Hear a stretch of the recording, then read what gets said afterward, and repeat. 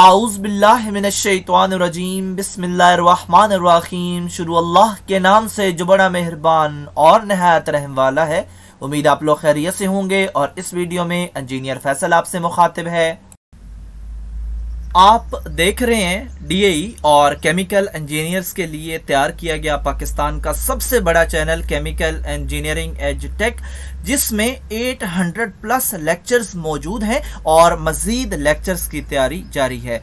इस चैनल में DAE first year second year की तमाम टेक्नोलॉजीज़ की मैथमेटिक्स के हर सवाल की वीडियो मौजूद है और इसके अलावा DAE chemical first year second year third year के इम्पोर्टेंट सब्जेक्ट्स के तमाम लेक्चर्स टेवटा के कोर्स के मुताबिक तैयार किए गए हैं।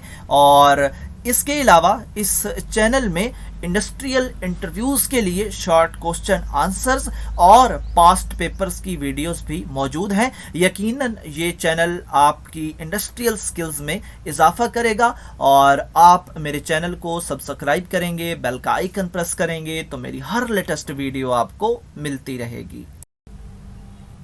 हमारी आज की वीडियो का टॉपिक है डीएई फर्स्ट ईयर की मैथमेटिक्स, एक्सरसाइज 4.4 है और इस एक्सरसाइज को हमने पार्शियल फ्रैक्शन की टाइप 4 के अकॉर्डिंग सॉल्व करना है। और ये टाइप क्या कहती है, when denominator has repeated quadratic factor.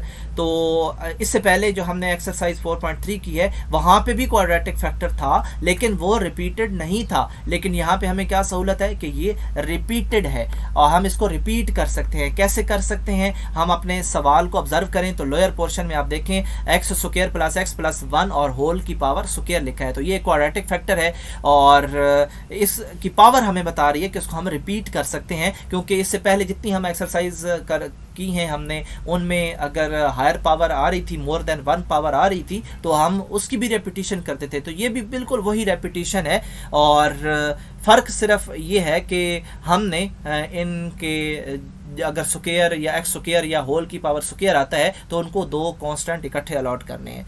तो बाकी वही प्रोसेस है, कोई मुश्किल नहीं है। हमने अब अगले इस स्टेप में जो है सबसे पहले तो हम अपने इस सवाल को एनालाइज भी कर लेते हैं कि हमारा जो सवाल है वो पार्शियल फ्रैक्शन की इम्प्रॉपर फ्रैक्शन में आता है या प्रॉपर फ्रैक्शन में आता है। तो अगर हम देखें हमारे जो इस सवाल का अपर पोर्शन है इसमें हाईएस्ट पावर 4 है। लोअर पोर्शन में अगर हम इसका स्क्वायर ओपन करें और इसके साथ x प्लस 1 के साथ मल्टीप्लाई करें तो ऑफ कोर्स पावर 5 तक चली जाएगी। तो इसका मतलब है कि ये हमारा प्रॉपर फ्रैक्शन वाला क्वेश्चन है। तो दोनों के क्योंकि मेथड अलग अलग हैं सोल्यूशन के और इम्प्रॉपर आने की सूरत में हमें डिवीजन में से गुजरना पड़ता है, तो इस वजह से इसका एनालिसिस करना ज़रूरी है ताकि हम अपने उसी जो मेथड है उसके मुताबिक चल सकें।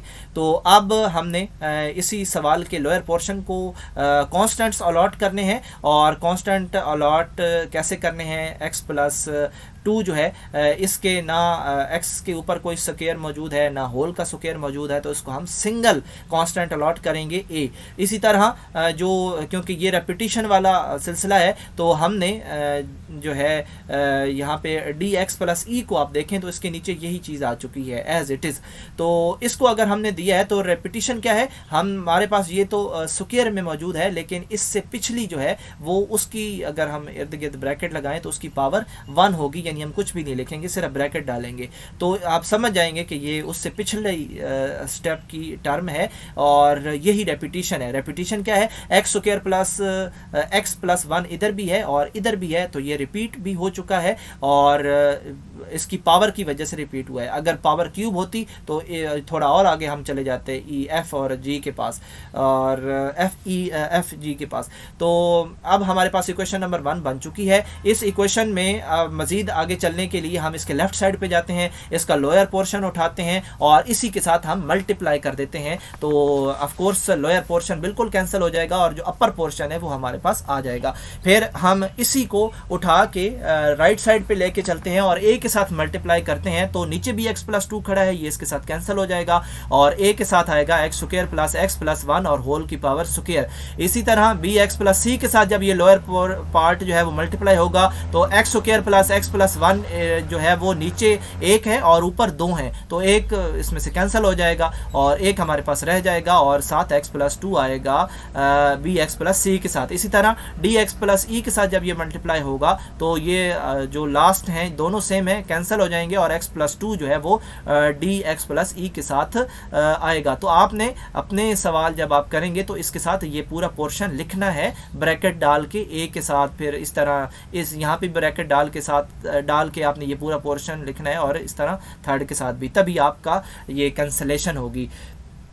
इसके बाद हमने जो है वो इक्वेशन नंबर 2 हासिल कर ली है और जब भी हम इक्वेशन नंबर 2 हासिल करते हैं हम इक्वेशन नंबर 1 के पास जाते हैं और देखते हैं कि किसी कांस्टेंट के नीचे जो फैक्टर मौजूद है, अगर उसके x के ऊपर कोई स्क्वायर नहीं है अंदर या ब्रैकेट के ऊपर नहीं है तो वहाँ से हम x की वैल्यू ले सकते हैं और वैल्यू लेने के बाद हम इक्वेशन नंबर 2 के लेफ्ट और राइट साइड पे जहाँ जहाँ पे x है वहाँ पे उसको फीड करवाएंगे और यहाँ पे हम कैसे लेंगे इसकी value, x plus 2 is equal to 0 करें तो 2 को हम इक्वल के बाद शिफ्ट करेंगे, साथ नेगेटिव आ जाएगा। इस नेगेटिव 2 को पकड़ के हमने इक्वेशन नंबर 2 के लेफ्ट और राइट साइड पे हमने फीड करवाया तो हमें a की जो वैल्यू है वो मिल गई। बाकी हमने b c d की जो वैल्यू है वो कंपेयरिंग के मेथड से निकालनी है। अगर यहाँ पे इक्वेशन नंबर 1 में आप देखें तो लोअर पार्ट्स जो हैं वहाँ पे एक्स स्क्वायर भी मौजूद है और होल का स्क्वायर भी मौजूद है, तो इनके लिए हम फिर कंपेयरिंग का मेथड ही इस्तेमाल करते हैं। और कंपेयरिंग के मेथड के लिए हमें क्या चाहिए, हमें चाहिए कि जो इक्वेशन नंबर 2 है उसके पास जाएं और जो ब्रैकेट्स हैं उनके ऊपर अगर स्क्वायर मौजूद है या क्यूब मौजूद है, जो भी पावर मौजूद है उसको ओपन करें। ओपन करने के बाद उसके रिजल्ट को अगर कोई साथ ब्रैकेट है तो उसके साथ भी मल्टीप्लाई कर दें और जो बाहर कांस्टेंट खड़े हैं उनके साथ भी आपने मल्टीप्लाई करना है, तो ये सब कुछ आपस में मल्टीप्लाई होगा। तो उसके बाद हम इक्वेशन नंबर 3 हासिल करेंगे। तो यहाँ पे आप देख सकते हैं इक्वेशन नंबर 3 हमने इस मल्टीप्लिकेशन के बाद हासिल की है और जस्ट हमने मल्टीप्लाई किया है और कुछ भी नहीं किया। तो ये अगर इक्वेशन हमारे पास आ जाती है तो फिर हमने देखना है कि सबसे हाईएस्ट पावर कौन सी है। तो यहाँ पे x की पावर 4 है और हर एक पावर हमें एक वैल्यू देगी। हमें कितनी वैल्यूज चाहिए, हमें 4 वैल्यूज चाहिए, b की, c की, d की और e की। तो हर पावर हमें एक वैल्यू देगी। कैसे देगी, हम जो हायर पावर है उसके कोफिशिएंट को इस इक्वेशन 3 के लेफ्ट और राइट साइड से उठा लेंगे। कैसे उठाएंगे आप यहाँ पे देख सकते हैं, कंपेयरिंग की गई है, लेफ्ट साइड से भी x की पावर 4 के कोफिशिएंट उठाए गए हैं और राइट साइड से भी। तो उठा के a की वैल्यू हमें पहले ही मौजूद है, हमने इसमें फीड करवा देनी है, b की हमें वैल्यू निकल आएगी। और इसी तरह जो x क्यूब है इसमें जो इसके कोफिशिएंट्स हैं उनको उठाएंगे लेफ्ट और राइट साइड से और वहाँ पे भी हम जो हैं अगर 3 कोफिशिएंट्स हैं तो 2 की वैल्यू मालूम होगी, तीसरे की हम निकाल लेंगे। और इसी तरह x स्क्वायर के भी हम उठा लेंगे, ये हमें d की वैल्यू देगा और x की उठाएंगे तो हमें e की वैल्यू मिल जाएगी। ये वैल्यूज निकालना कोई मुश्किल काम नहीं है, हमने जस्ट जमा मनफी या कोई अगर एलसीएम आता है तो वो ले लेना है। तो ये हम हासिल करेंगे और इन तमाम वैल्यूज को उठा के हम इक्वेशन नंबर 1 के पास जाएंगे। इक्वेशन नंबर 1 में जहाँ जहाँ पे a b c d e है वहाँ पे इनकी वैल्यूज पुट कर देंगे। लोअर पोर्शन को हमने बिल्कुल भी नहीं छेड़ना, वो एज इट इज़ ही रहेगा। और इस तरह बॉक्स में जो यहाँ पे हमारे पास रिजल्ट आया है ये ही हमारा आंसर है।